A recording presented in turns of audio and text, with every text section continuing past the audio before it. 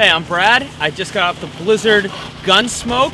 This ski rocks. I'm going to give it a 5 out of 5 stars. 114 underfoot, definitely gives it a lot of float in the soft stuff, but it held an edge like I've never had a ski this big hold before.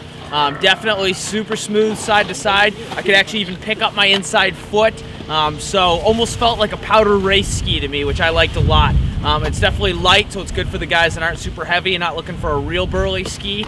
And at 114, like I said, I think this is an awesome kind of side country, back country ski for us lighter guys.